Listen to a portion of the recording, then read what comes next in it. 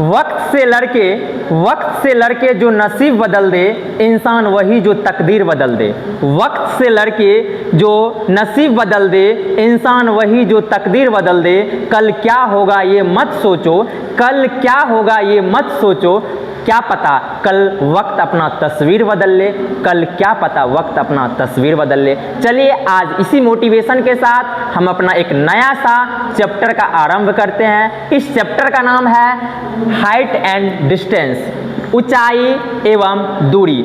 इसमें हम पढ़ेंगे, यह जो चैप्टर है ना, ये application of trigonometry, application of trigonometry मतलब त्रिकोणमिति के अनुप्रयोग का चैप्टर है। उसमें हमें पढ़ना क्या है, हाइट एंड डिस्टेंस पढ़ना है बबुआ, ठीक है ना।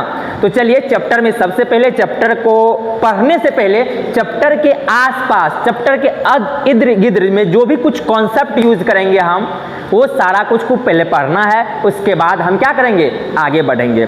तो चलिए आज के लिए आपको यही कहेंगे हम कि हमेशा जब भी पढ़िए अपना कॉपी और पेन लेकर के बैठिए, एक पॉजिटिव माइंड सेट बना करके बैठना है पढ़ने के लिए। ऐसा नहीं कि बैठ गए फिल्म की तरह देख रहे हैं, भाई ऐसे पढ़ाई नहीं होता है। जब आपको लाइफ में पढ़ना है, लाइफ में कुछ करना है, तो आपको ढंग से पढ़ना पड़ेगा, ढंग से मेहनत करना पड़ेगा, क्योंकि लाइफ उसी को जीने का तरीका बताती है जिसके पास अभी एजुकेशन है, जिसके पास अभी एक अच्छा सरकारी नौकरी है, जिसके पास अच्छा नॉलेज है, वही अपने आप को एक इंसान इम्प्रूव कर सकता है, लाइफ में बहुत दूर तक जा सकता है। तो ठीक है ना। तो आज के लिए हम यही कहेंगे कि आप जब भी पढ़ने के लिए बैठिए तो कॉपी और पेन लेकर के बैठिए, क्योंकि एक स्टूडेंट के लाइफ में सबसे बड़ी मोटिवेशन यही है कि वो अपने माता पिता, अपने भाई बहन, अपने समाज को देखे, वहाँ से मोटिवेशन पाए। ऐसा नहीं कि कोई 2 मिनट के लिए मोटिवेट कर दिया तो फुल मोटिवेट हो गए, फिर वो ख़त्म, मतलब मोटिवेशन भी ख़त्म। ऐसा कभी नहीं करना होता है, ठीक है ना। जब भी रहिए खुद से मोटिवेट रहिए कि हमारे मम्मी पापा मेरे लिए कितना करते हैं, हमारे भाई बहन हमारे लिए कितना करते हैं, हमारा समाज, यदि हम अच्छे मार्क्स नहीं लाएंगे, यदि हम लाइफ में अच्छे नहीं करेंगे तो हमारा समाज हम पे क्या कहेंगे। तो चलिए इसी के साथ आपको ये कहना चाह रहे हैं कि जब भी पढ़िए मन लगा के पढ़िए, पढ़ना है तो पढ़ना है, नहीं पढ़ना है तो नहीं पढ़ना है, ठीक है ना। तो समझ रहे होंगे इंसान के लिए इशारा ही काफ़ी होता है। तो चलिए इसी के साथ हम अपना लेक्चर को स्टार्ट करते हैं। देखिए भाई, हाइट एंड डिस्टेंस। हाइट मतलब क्या, ऊंचाई, यानी कि हमें ऊंचाई को पढ़ना होगा, ऊंचाई को पढ़ना होगा और दूरी को पढ़ना होगा। देखिए ना, चैप्टर से स्पष्ट है। एप्लीकेशन ऑफ ट्रिग्नोमेट्री मतलब यहाँ जो एप्लीकेशन करेंगे, अनुप्रयोग जो करेंगे ना, वो करेंगे ट्रिग्नोमेट्री का। और पढ़ना क्या है, ऊंचाई और दूरी को पढ़ना है। किसको पढ़ना भाई, ऊंचाई और दूरी को पढ़ना है। तो इसमें सबसे पहला पॉइंट है बबुआ, सबसे पहला पॉइंट है हॉरिजॉन्टल लाइन, क्षैतिज रेखा। हमें क्या पढ़ना है, हॉरिजॉन्टल लाइन पढ़ना है, मतलब क्षैतिज रेखा पढ़ना है। ये होता क्या है, क्षैतिज रेखा होता क्या है। तो देखिए, इसको कहते हैं हॉरिजॉन्टल लाइन। क्या कहते हैं बबुआ, इसी को कहते हैं हॉरिजॉन्टल लाइन, इसको कहते हैं हॉरिजॉन्टल लाइन। ये जो अपने को लाइन दिख रहा है ना, एक तल यानी कि एक पृथ्वी पर जो पड़ी लाइन है ना, इसको कहते हैं हॉरिजॉन्टल लाइन। क्या कहते हैं बबुआ, हॉरिजॉन्टल लाइन कहते हैं। इसको कहते हैं बबुआ हॉरिजॉन्टल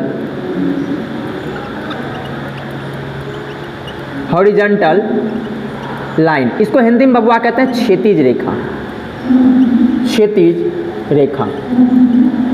बताइए क्षैतिज रेखा क्या होता है, हॉरिजॉन्टल लाइन क्या होता है। तो आप कहेगा कि सर ये मान लेते हैं ये हमारा पृथ्वी है, पृथ्वी के तल में, पृथ्वी के तल से जो खींची हुई लाइन जो होता है ना, उसी को क्या कहते हैं, हॉरिजॉन्टल लाइन कहते हैं। यानी कि हम कह सकते हैं पृथ्वी के तल से, पृथ्वी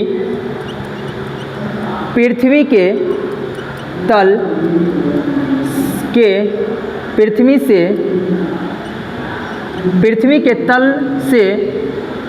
के तल के समांतर खींची गई लाइन को हॉरिजॉन्टल लाइन कहते हैं। क्या कहते हैं बबुआ, हॉरिजॉन्टल लाइन कहा जाता है, हॉरिजॉन्टल लाइन कहा जाता है। यानी कि हॉरिजॉन्टल लाइन किसको कहेंगे? देखो बाबा, ये जो हॉरिजॉन्टल लाइन इसी को कहते हैं हॉरिजॉन्टल लाइन। यानी कि एक पृथ्वी है, मतलब पृथ्वी है, एक समतल है, एक तल है, उस पे एक जो पड़ी हुई लाइन, हम डायरेक्ट ठेठ भाषा में समझ लो, पड़ी हुई लाइन को कहते हैं हॉरिजॉन्टल लाइन। क्या समझा बबुआ? पड़ी हुई लाइन को हॉरिजॉन्टल लाइन कहते हैं, और खड़ी हुई लाइन को, ये जो खड़ी लाइन है ना, इसको कहते हैं वर्टिकल लाइन। इसको क्या कहोगे बबुआ? वर्टिकल लाइन कहेंगे। इसको याद रखिएगा, इसको बोलते हैं हॉरिजॉन्टल लाइन, हॉरिजॉन्टल लाइन कहते हैं। और इसी पर यदि हम इस तरह से खड़े कर देंगे तो इसको क्या कहोगे? वर्टिकल लाइन,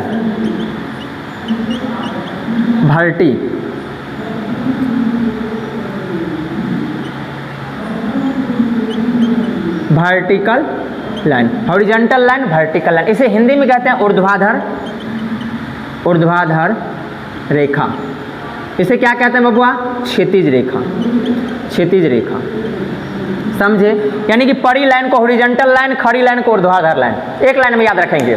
पड़ी लाइन को हॉरिजॉन्टल लाइन, खड़ी लाइन को वर्टिकल लाइन, पड़ी लाइन को हॉरिजॉन्टल लाइन, खड़ी लाइन को वर्टिकल लाइन।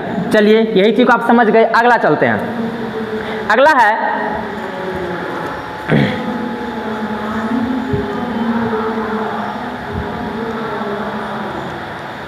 अगला चलते हैं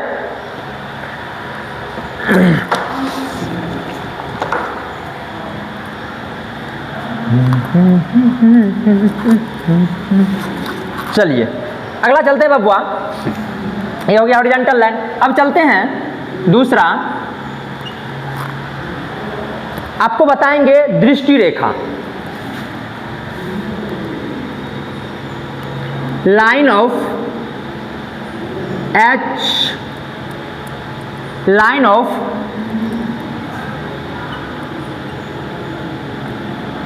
साइड्स, दृष्टि रेखा क्या कहेंगे बबुआ? दृष्टि रेखा कहेंगे। दृष्टि रेखा किसको कहेंगे? मान लीजिए कि आप जो है ना, दृष्टि रेखा किसको कहेंगे वो चीज समझाना चाह रहे हैं हम। देखिए दृष्टि रेखा किसको कहेंगे बबुआ। आप मान लो कि यहाँ पे खड़े हैं, यह आपका क्या है? हॉरिजॉन्टल लाइन है। क्या बबुआ? हॉरिजॉन्टल लाइन है। आप क्या कीजिए, यहाँ पे खड़े हैं, यहाँ कहाँ पे खड़े हैं? तो यहाँ पर खड़े हैं आप है, ये कौन है? तो आप है, मान लीजिए आप है ना। आप क्या करते हैं? यहाँ से देखना प्रारंभ करते हैं। क्या करते हैं? देखना प्रारंभ करते हैं। और आप देखते देखते जो है ना, आपको मान लीजिए किसी का छत है, मान लीजिए ये तुम्हारा सोनम का छत है। किसका भाई? सोनम का छत है, सोनम दीदी का ये छत है। मान लीजिए कि ये सोनम दीदी का क्या है? छत है। ये है सोनम दीदी का छत और ये है तुम। और तुम क्या किया? गया सोनम दीदी को देखने का इरादा हुआ तुम्हारा कि सोनम दीदी अभी क्या कर रही है, पढ़ रही है कि ऐसे डिंग डंग दे रही है। तुम गया उसके मतलब उसके घर के आगे में जो सड़क है उस पर खड़ा हो गया और उसके छत पर तुम देखा। पहले द्वार पे देखा होगा, द्वार पे सोनम दीदी नहीं थी। सोनम दीदी जो नहीं थी तो फिर क्या की? तुम छत पे देखना स्टार्ट किया। कहाँ पर बबुआ? ऐसे करके छत पे देखना स्टार्ट किए होंगे, ऐसे करके छत पे देखना स्टार्ट किए होंगे। एक लाइन से देखे होंगे। क्या देखे होंगे बबुआ? एक लाइन से। अच्छा बताइए, सोनम दीदी का छत का दीवार ये होगा कि नहीं? सोनम दीदी का छत का दीवार क्या होगा? छत का दीवार ये होगा, ये होगा छत का दीवार। ये क्या है? दीवार है। और तुम यहाँ पे है सड़क के किनारा में, तुम गया है सोनम दीदी का पढ़ाई लिखाई चल रहा है ठीक ठाक नहीं, ये देखने के लिए। तो सोनम दीदी अपने छत पे है और तुम क्या किया? सोनम दीदी को छत पे नज़र से देखा, सोनम दीदी को छत पे नज़र से देखा और सोनम दीदी तुमको गई मिल। सोनम दीदी तुमको क्या गई? मिल गई। अब तुम जो देखा होगा भाई छत पे, तो ये बता दीजिए सबसे पहले, नज़र उठा के देखे होंगे ऐसे करके। अब तो नीचे में थे ना, किसी को देखना है तो ऐसे करके नज़र उठाना पड़ेगा, पक्का देखे होंगे नज़र उठा करके। ये जो आप देखे नज़र उठा के, ये जो नज़र उठा के देखे ना, यही आपका जो है ना लाइन ऑफ साइट है। क्या है? लाइन ऑफ साइट है। क्या है? लाइन ऑफ साइट है। यानी कि आपने जो इसको देखा नज़र उठा करके, उससे जो भी रेखा का निर्माण हो रहा है उसी को कहेंगे लाइन ऑफ साइट। क्या कहेंगे? Line of site. अब देखिए हॉरिजॉन्टल लाइन, क्या बोले बताइए? Line of site. जिस दृष्टि से यदि व्यक्ति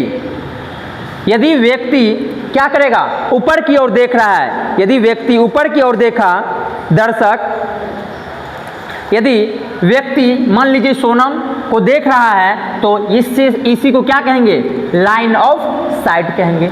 अब इसी में पढ़ना है हमको बबुआ, दो एंगल पढ़ना होता है। एक पढ़ना होता है एंगल ऑफ एलिवेशन। पहला क्या पढ़ना है बबुआ? Angle of elevation. Angle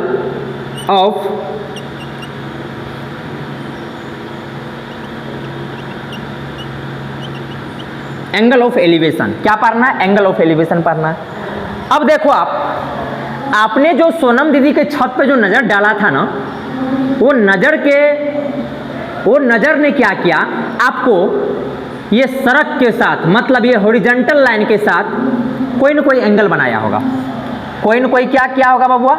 angle बनाया होगा। बोलिए बनाया होगा कि नहीं? पक्का बनाया होगा।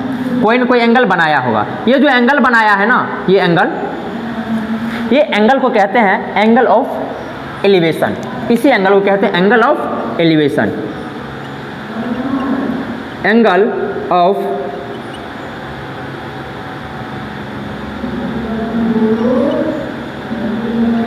Of elevation.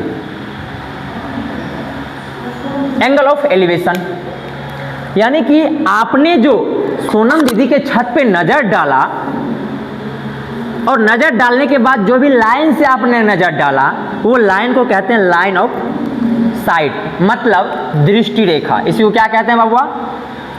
दृष्टि रेखा कहते हैं। कहते हैं कि नहीं? दृष्टि रेखा कहते हैं।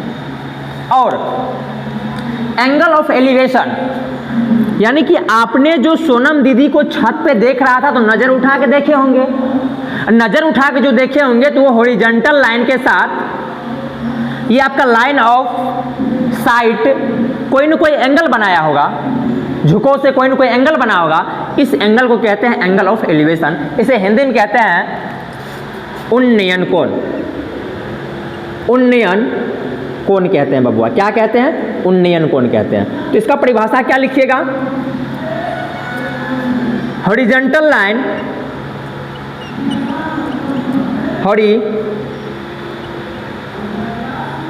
हॉरिजॉन्टल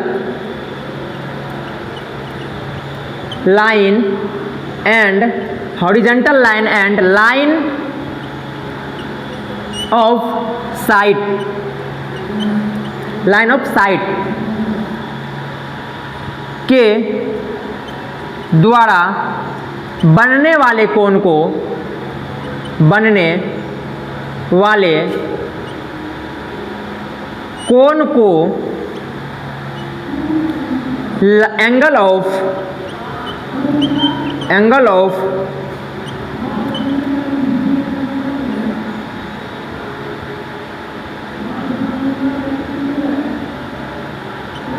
एंगल ऑफ एलिवेशन कहते हैं।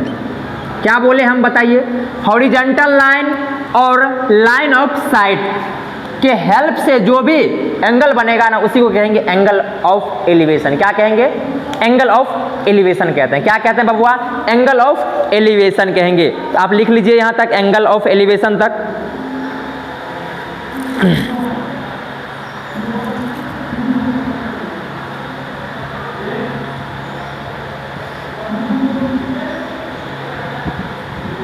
चले आगे चलते हैं। अब देख लीजिए, इसको दूसरे तरीका से फिर समझाते हैं आपको। दूसरे तरीका से हम समझाते हैं आपको। ये तो हो गया एंगल ऑफ एलिवेशन, आपने समझ लिया। फिगर दूसरा लेते हैं। वो फिगर एक दूसरा लेते हैं।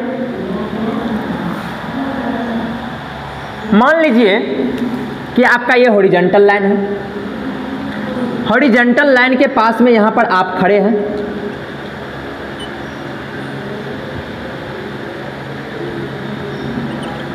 आप यहाँ पे खड़े हैं, आपने क्या किया, कोई ऑब्जेक्ट्स यहाँ पे है, मतलब वस्तु यानी कि ऑब्जेक्ट यहाँ पे है, इस क्या किया आप, इस ऑब्जेक्ट को आप देखना स्टार्ट किए। यदि ऑब्जेक्ट को आपको देखना है और ये आपसे ऊपर है तो नज़र को उठाना पड़ेगा, ऐसे करके नज़र उठाइएगा कि नहीं, ये बात बता दीजिए। यहाँ पे आप हैं, इस बिंदु पर क्या है, आप हैं, इस बिंदु पे आप हैं, इस बिंदु पे क्या है, आप हैं। इस बिंदु से आपको इस वस्तु वाले बिंदु को देखना चाह रहे हैं, वस्तु को देखना चाह रहे हैं। तो आपने जो यहाँ से लेकर यहाँ तक देखा तो नज़र उठा के देखे होंगे, नज़र उठा के जो देखे होंगे तो इसको मिला देना है। क्या देना है, मिला देना है, मिला दीजिए। मिलाने के बाद इसको कहेंगे लाइन ऑफ साइट। क्या कहेंगे इसको, लाइन ऑफ साइट कहेंगे, लाइन ऑफ साइट कहेंगे।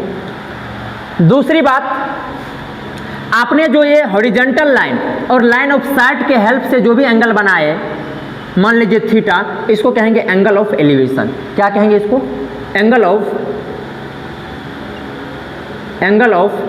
एलिवेशन।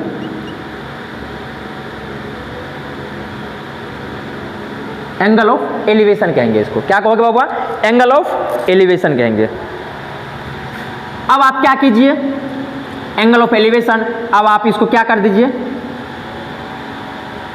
कोई चीज ऊपर में है तो ये टिका हुआ होगा कोई न कोई दीवार पे या कोई चीज पे, ये तो स्पेस में कोई वस्तु रह नहीं सकता, किसी न किसी चीज पर टिका हुआ था। इसको देखना स्टार्ट किया हम इस बिंदु से, तो इसके और इसको कहेंगे क्या, लाइन ऑफ साइट कहेंगे। ये जो एंगल बना होगा इसको क्या कहेंगे, इसको कहेंगे एंगल ऑफ एलिवेशन, उन्नयन कोण कहेंगे, ठीक है ना। तो आपको समझ में आ गया होगा angle of elevation. Angle of elevation कहीं से भी कोई दिक्कत नहीं होना चाहिए आपको समझने में। अब बता देते हैं आपको हमेशा एंगल ऑफ एलिवेशन को समझ लिए होंगे तो आपको हमेशा पता होना चाहिए भाई कि एक त्रिभुज लेते हैं, वो राइट एंगल ट्रायंगल का लेते हैं। एक समकोण त्रिभुज लेते हैं, एक समकोण त्रिभुज में नाम दे दीजिए ABC, और यहाँ पे ले लीजिए थीटा, और यहाँ पे एक 90 डिग्री हमेशा आपको रहता है। हम आपको जब भी बात करेंगे जैसे पोल का, पोल ले लीजिए, टावर ले लीजिए, ठीक है ना, उसके बाद खंभा ले लीजिए, उसके बाद भवन ले लीजिए। बताइए ये सब जो होगा, बांस ले लीजिए, बांस, ये सब जो होगा आपको किस रूप में होगा, हमेशा खड़ाई रूप में होता है। किस रूप में होता है भाई, खड़ा के रूप में होता है। यानी कि हम इस त्रिभुज में पूछे कौन सा पोल हो सकता है, टावर हो सकता है, खंभा हो सकता है, भवन हो सकता है, बांस हो सकता है, तो आप कहेंगे कि सर वो हमेशा जो भी होगा ना वो खड़ा ही होगा। क्या होगा, खड़ा ही होगा, मतलब AB ही हो सकता है। क्या हो सकता है बबुआ, AB ही हो सकता है। इसमें कहीं से कोई दिक्कत है, कोई दिक्कत है, बोलो बबुआ, कोई दिक्कत नहीं होना चाहिए। यहाँ तक आगे चलते हैं। यदि हम आपको कहे कि बताइए सीढ़ी, मकान का सीढ़ी जो है, सीढ़ी किस रूप में होगा, आप कहेंगे कि सर सीढ़ी हमेशा तिरछी, यदि छत यहाँ पर है तो सीढ़ी आपका यहाँ पर रहता है, तो इस चक्कर चढ़ चल जाते हैं। तो आप कहेंगे सीढ़ी हो गया, पतंग हो गया, पतंग की डोर, पतंग। इसी तरह से रस्सी हो गया, तनी हुई रस्सी,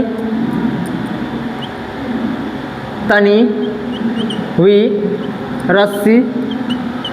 ये सब आपको हमेशा किस रूप में होगा, आप कहिएगा सर तनी हुई रस्सी आपको यही हो सकता है, यही हो सकता है, सीढ़ी का रूप यही ले सकता है। देखिए ना, मान लीजिए आप यहाँ पे खड़े हैं, यहाँ पे क्या है, आप खड़े हैं, सीढ़ी है आपका, तो चढ़ के जाइएगा, चढ़ के जाइएगा, चढ़ के जाइएगा, चढ़ के जाइएगा, चढ़ के जाइए, स्टैंडर्ड सीढ़ी बना दिए, चढ़ के कहाँ जाइए, छत पे चल जाइए। आप छत है आपका, मान लीजिए छत का ये दीवार है, ठेठ भाषा में समझिए ना, छत का दीवार है, ये जमीन पड़ा हुआ है, ये आपका सीढ़ी है, समझे। तो बता दीजिए यहाँ से आप व्यक्ति है तो आप चढ़ के जाइएगा ना, तो सीढ़ी हमेशा क्या होगा, AC होगा। क्या होगा हुआ, AC। वेरी इंपॉर्टेंट चीज़ ये, इसको एब्जॉर्व करना बहुत ही ज़्यादा इंपॉर्टेंट है, समझे।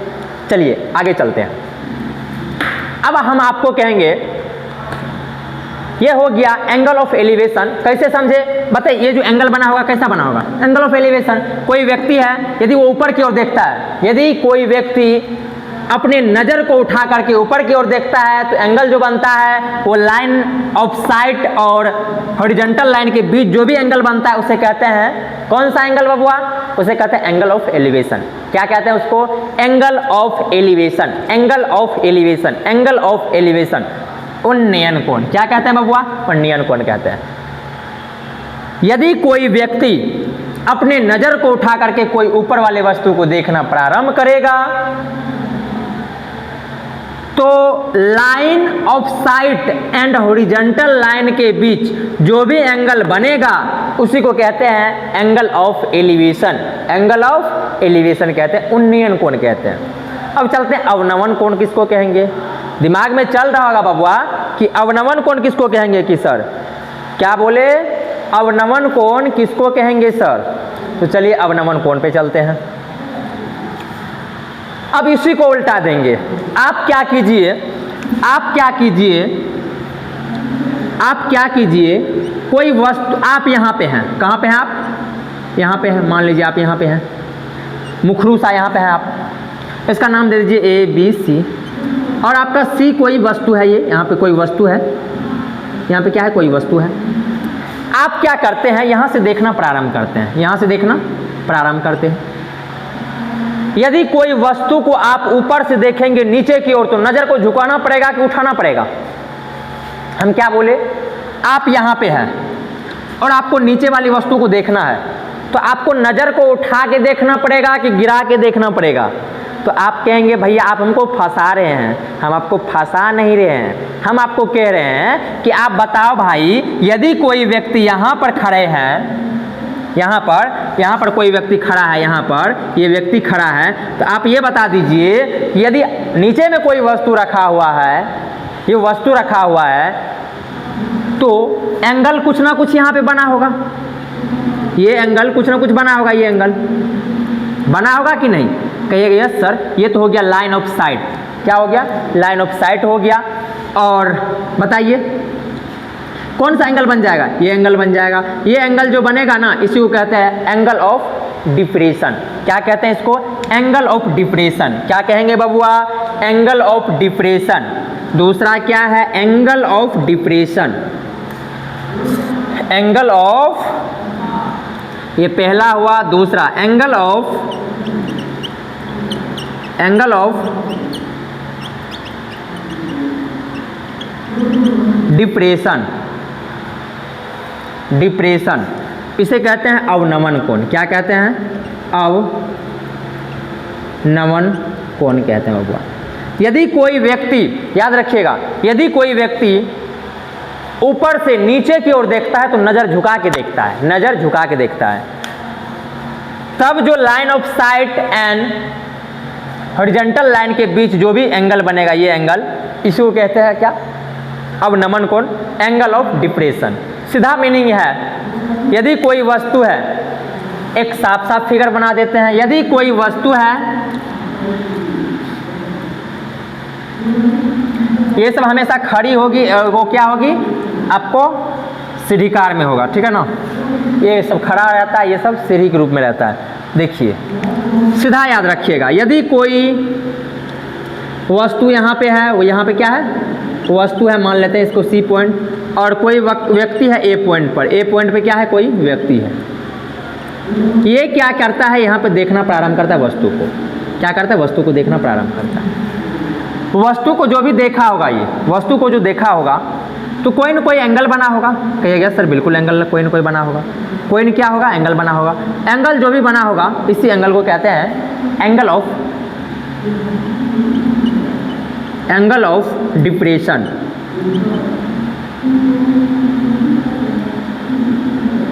Angle of depression, angle of depression. अवनमन कोण इसी को कहते हैं। ये किस केस में बनता है, जब ऊपर से कोई चीज को देखा जाता है नीचे की ओर, नजर झुका के देखते हैं, तब बनता है एंगल ऑफ डिप्रेशन। नजर झुकना डिप्रेशन, और नजर का उठना, नजर का उठना क्या होगा, एलिवेशन। चलिए एलिवेशन। इसी तरह से बताइए दूसरा फिगर यदि हम आपसे पूछे, बताइए यदि कोई व्यक्ति यहाँ पे है, व्यक्ति यहाँ पे है और यहाँ पे कोई वस्तु है, यहाँ पे कोई वस्तु है, देखिएगा तो यहाँ पे कोई थीटा कोण बना होगा, इसको क्या कहेंगे? Angle of elevation. Angle of elevation इसको क्या कहिएगा? ये भी एंगल क्या बन जाएगा? यदि कोई व्यक्ति यहाँ पे है, यहाँ पे कोई वस्तु है, तो एंगल ऑफ डिप्रेशन। क्या कहेंगे? एंगल ऑफ डिप्रेशन कहेंगे कि नहीं? कहिएगा कि नहीं? बिल्कुल कहेंगे। और याद रखिएगा आपका जो न्यूमेरिकल वैल्यू में होगा ना, मतलब संख्यात्मक मान जो होगा, एंगल ऑफ एलिवेशन और एंगल ऑफ डिप्रेशन दोनों बराबर होगा। याद रखिएगा angle of elevation, angle of elevation बराबर एंगल ऑफ डिप्रेशन।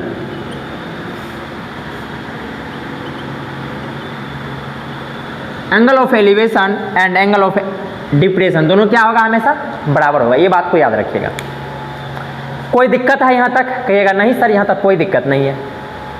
तो एक दो सवाल कर लिया जाए इस पे आधारित। कोई कस्टम है यहाँ तक तो बता दीजिए हमको। कोई कस्टम है तो आप बता दीजिए। कोई कस्टम है तो बताइए। ये हमेशा पृथ्वी का तल होता है, ये लाइन ऑफ साइट होता है, ये ऊंचाई होता है ना। चलिए तो एक दो सवाल कर लिया जाए। सवाल कर लिया जाए।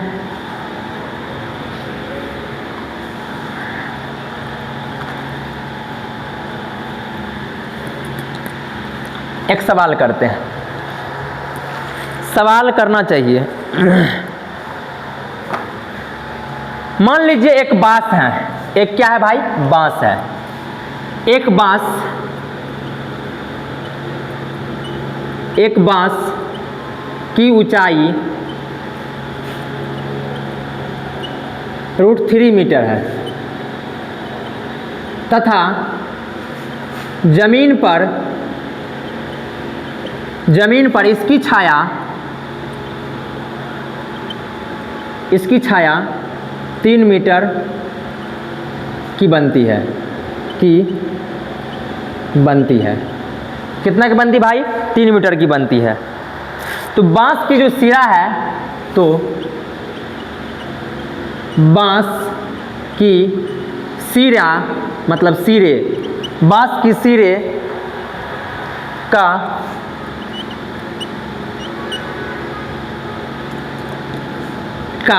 एंगल ऑफ एलिवेशन,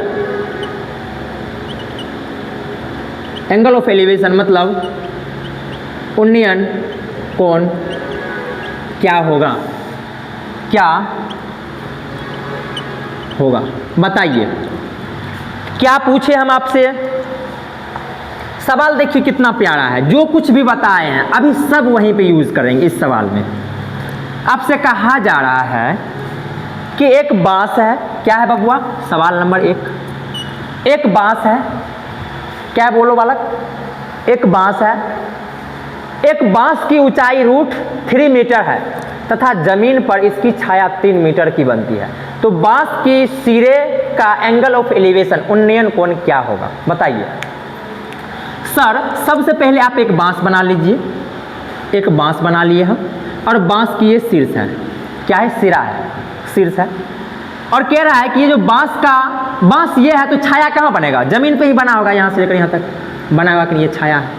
बांस हो गया आपको AB और छाया हो गया BC। तो कह रहा है कि बांस का जो सिरा है ना, ये सिरा से बताइए उन्नयन कोण कितना बना होगा? सिरा से उन्नयन कोण कितना बना? यही नहीं पूछा जा रहा है। थीटा मान लेंगे तो यही चीज पूछा जा रहा है। एक बांस है, माना कि AB क्या बोलो? बांस है तथा AC बांस की क्या बोलो बालक? छाया है। एवं बांस की सिरे का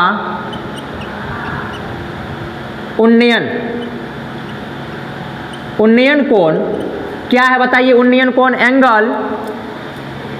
एंगल ACB या एंगल यानी कि बराबर क्या होगा बोलो बालक? एंगल BCA बराबर कितना है? थीटा है।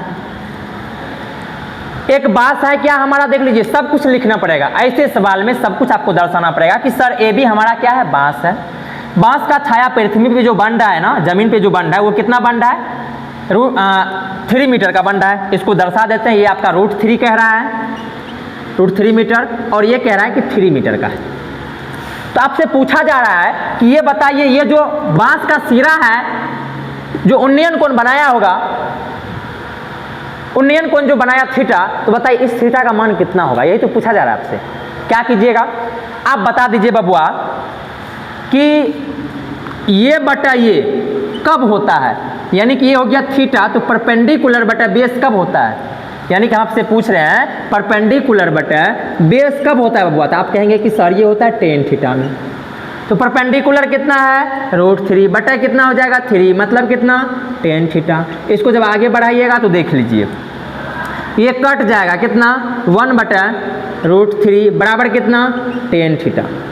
बताइए tan थीटा इधर है तो tan थीटा में ही सोचिए कितना डिग्री का मान? 1 बटा √3। तो आप कहेगा कि सर tan 30 डिग्री का मान होता है 1 बटा √3, मतलब tan थीटा। ये हो जाएगा थीटा बराबर कितना? 30 डिग्री, यानी कि थीटा का मान कितना आ गया बबुआ? 30 डिग्री आ गया। थीटा का मान कितना आ गया? 30 डिग्री हो गया। यही आपका क्या हो गया? आंसर। यानी कि एंगल ऑफ एलिवेशन, यानी कि बांस के सिरे का जो एंगल ऑफ एलिवेशन हुआ ना वो कितना हो गया? 30 डिग्री। यानी कि ये निकल गया कितना बबुआ? 30 डिग्री। ये कितना निकल गया? 30 डिग्री।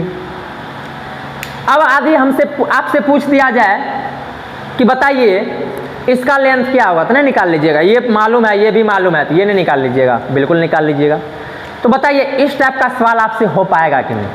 बिल्कुल होगा, इसमें कोई से कहीं से भी शक नहीं है। तो आप इसको लिखिए और बनाइए। दूसरा सवाल अभी देंगे आपको।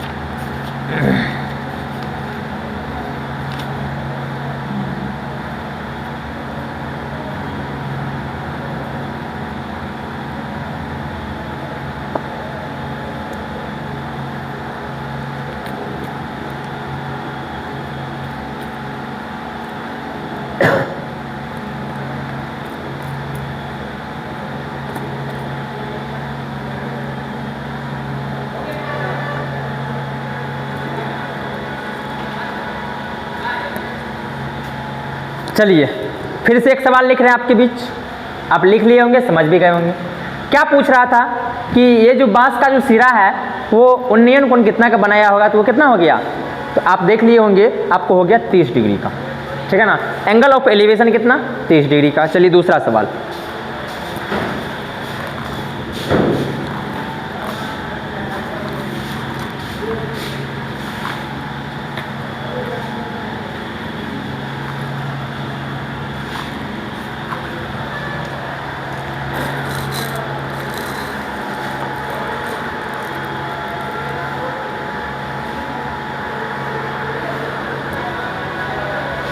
चलिए एक सवाल है बालक आपके लिए कि एक मीनार का शिखर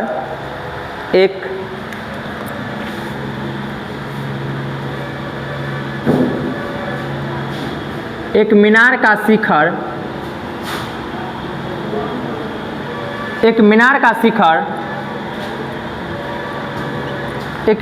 शिखर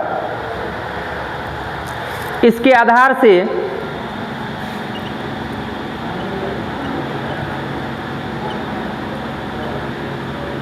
इसके आधार से 20 मीटर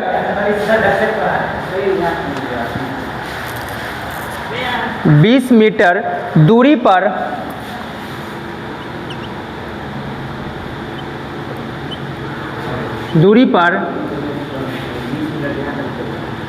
आधार के तल में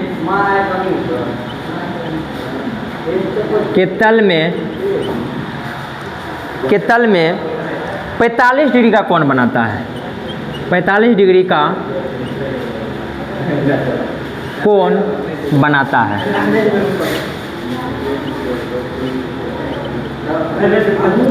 है। तो मीनार की ऊंचाई ज्ञात करें। तो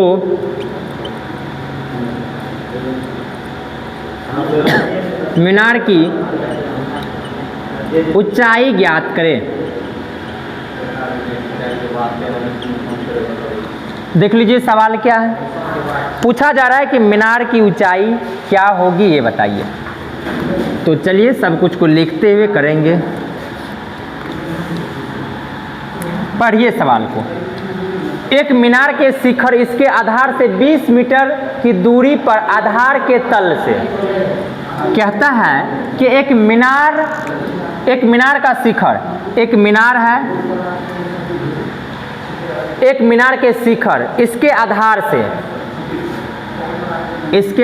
से 20 मीटर की दूरी पर 20 मीटर दूरी पर आधार तल के साथ कितना डिग्री का, ये 20 मीटर है और ये आधार तल के साथ कितना 45 डिग्री का कोण बनाता है। तो बताइए कि मीनार, ये मीनार है ना, इसका नाम दे दीजिए ABC। तो ये पूछा जा रहा है कि ये H क्या, मान लेते हैं ये मीनार की ऊंचाई को हम मान लेते हैं H है। क्या बोलो बालक, H है, ये बताना है आपको, मीनार की ऊंचाई बताना है। चलिए बनाते हैं। सबसे पहले मान लीजिए, माना कि AB मीनार की ऊंचाई है, मीनार की ऊंचाई है, AB मीनार की ऊंचाई है।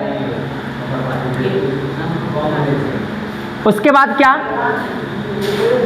एवं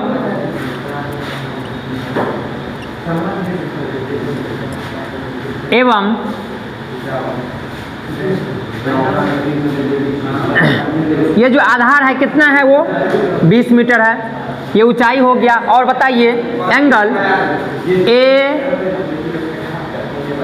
ACB बराबर एंगल BCA बराबर कितना दिया हुआ, 45 डिग्री दिया हुआ। हमें निकालना क्या है, ये H निकालना। ये H किस त्रिकोणमिति रेशियो में आएगा, किस त्रिकोणमिति रेशियो में आएगा बताइए। तो आप कहोगे कि सर यदि इसको मान लेते हैं, ये थीटा मतलब 45 डिग्री दिया हुआ है, यानी कि tan 45 से चलना पड़ेगा। tan 45 से चलेंगे तो ये H भी आ जाएगा और 20 भी आ जाएगा, कहेंगे यस। तो आप बता दीजिए tan 45 का मान कितना, 1 बराबर कितना H/20, मतलब H का मान कितना आ गया, H बराबर 20 मीटर। यही हो गया आंसर, समझे। अब मान लीजिए कि H भी 20 है और उसका आधार भी 20 है, तो लाजमी है कि थीटा जो बना होगा वो कितना बना होगा, वो बना होगा 45 डिग्री। जब भी आपका बेस और परपेंडिकुलर एक समकोण त्रिभुज में परपेंडिकुलर और बेस जब दोनों बराबर होता है, तो इस केस में थीटा कितना बनता है, थीटा बनता है हमेशा आपको 45 डिग्री का। तो देख लीजिए 45 डिग्री का आपका बन गया। तो चलिए आगे चलते हैं, देख लीजिए सवाल और बनाइए।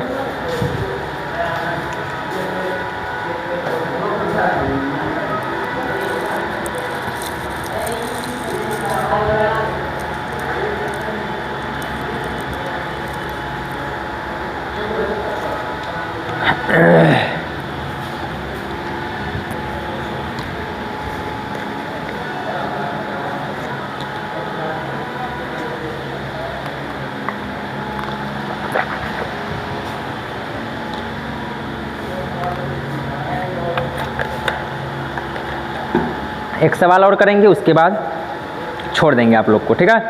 चलिए, कहता है टेलीफोन के एक खंभे की ऊंचाई उसकी छाया की लंबाई के इतना है।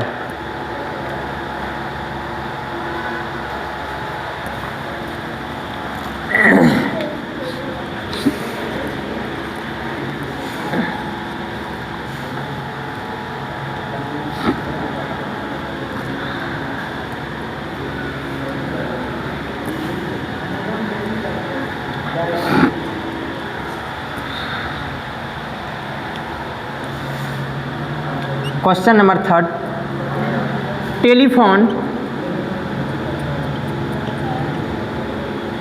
टेलीफोन के एक खंभे की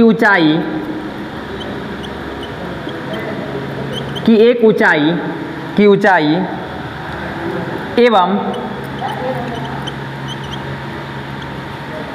इसकी परछाई का अनुपात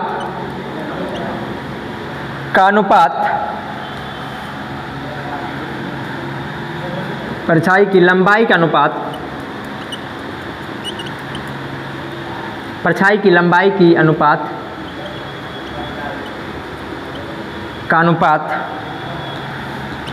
√3:1 है। √3:1 है।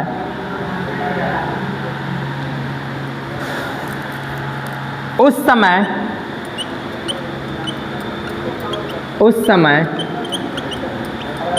सूर्य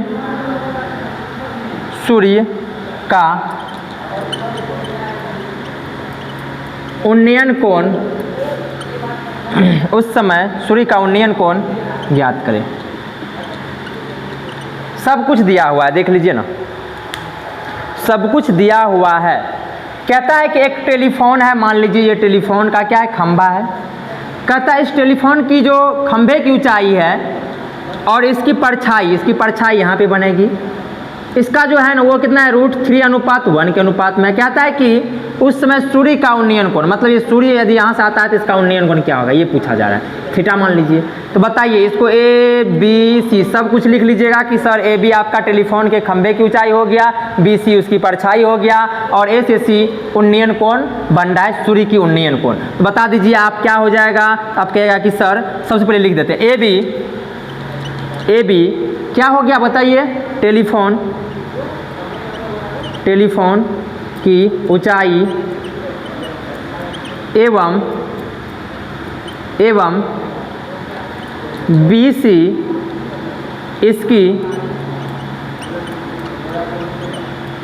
परछाई है तथा एंगल ACB सूर्य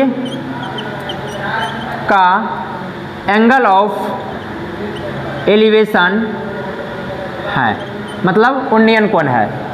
तो अब बता दीजिए आपका क्या दिया हुआ, AB बराबर देल है कितना, √3, और बताइए BC बराबर कितना देल है 1। तो बता दीजिए आप ही बताइए भाई हमको कि ये बटा ये लेंगे तो नहीं निकल जाएगा, ये बटा ये जो चीज़ दिया रहेगा वही ले लेना है। तो बता दीजिए, तो आप कहोगे कि सर AB बटा BC बराबर हो जाएगा P बटा B हो जाएगा, मतलब लंब बटा आधार हो जाता है ये tan थीटा।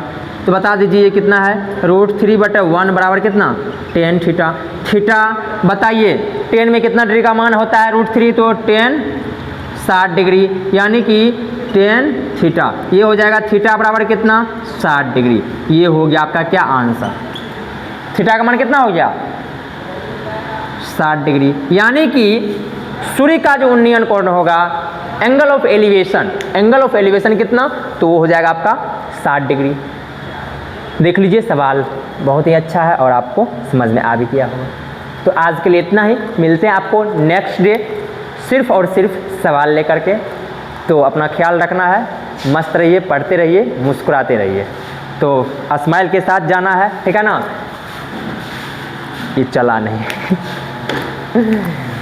एक अच्छा सा स्माइल दे करके मुस्कुरा के पढ़ना है, ठीक है ना।